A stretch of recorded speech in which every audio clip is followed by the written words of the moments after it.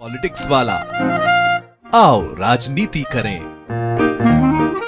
नमस्कार, मेरा नाम है पुष्पेंद्र और आप देख रहे हैं पॉलिटिक्स वाला।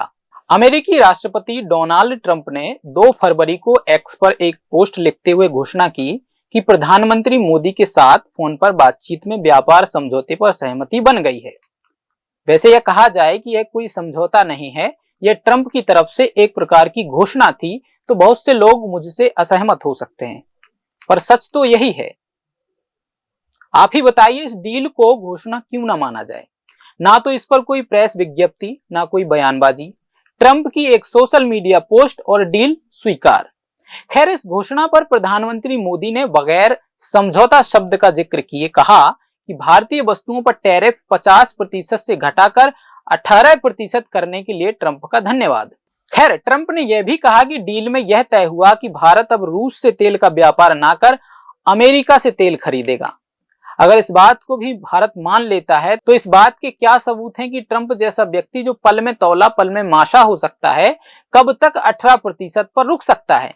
क्योंकि जिस तरह के इस व्यक्ति के मिजाज हैं, इसके पलटने में ज्यादा समय नहीं लगेगा। क्या पता यहाँ रूस तेल व्यापार समाप्त हो, दूसरे तरफ ट्रंप टैरिफ बदलाव कर दें। क्योंकि पिछले कुछ समय से जिस तरह का अंदाज ट्रंप का दिखाई दिया है, बहुत ही अचंभित करने वाला है। ट्रंप ने यह भी दावा किया कि प्रधानमंत्री ने $500 अरब से अधिक की अमेरिकी ऊर्जा, प्रौद्योगिकी, कृषि, कोयला और कई अन्य उत्पादों के अलावा कहीं अधिक उच्च स्तर पर अमेरिकी उत्पाद खरीदने की प्रतिबद्धता भी जताई है। हालांकि भारतीय पक्ष की ओर से जारी किसी भी पोस्ट में इस प्रतिबद्धता का कोई जिक्र नहीं किया गया है। तो यह घोषणा नहीं तो क्या है? यह कैसी डील है जो एक तरफ से दावे किए जा रहे हैं और दूसरा पक्ष मौन बैठा है? इसके अलावा अब तक यह भी साफ नहीं हो पाया है कि $500 अरब की इस प्रस्तावित खरीद को किस अवधि में पूरा किया जाना है और क्या इसके लिए कोई निश्चित समय सीमा तय की गई है या यह भी ट्रंप ही निर्धारित करेंगे। दरअसल सवाल तो यह भी बनता है कि क्या अमेरिका इस प्रतिबद्धता के बदले उच्च तकनीक वाले निर्यात, विशेषकर अंतरिक्ष और रक्षा क्षेत्रों में भारत पर लागू प्रतिबंधों को हटाने या उनमें ढील देने को तैयार होगा। साथ ही यह भी सोचने की बात है कि इन बड़े आयात समझौतों से भारतीय सरकार को कौन से व्यवहारिक लाभ नजर आ रहे हैं और क्या ये फायदे इतनी बड़ी वित्तीय जिम्मेदारी को सही ठहराते हैं। सरकार इसे रणनीतिक साझेदारी और ऊर्जा सुरक्षा से जोड़कर देख रही है, लेकिन यह बहस जारी है कि क्या सौदा लागत के अनुपात में अपेक्षित लाभ दे पाएगा।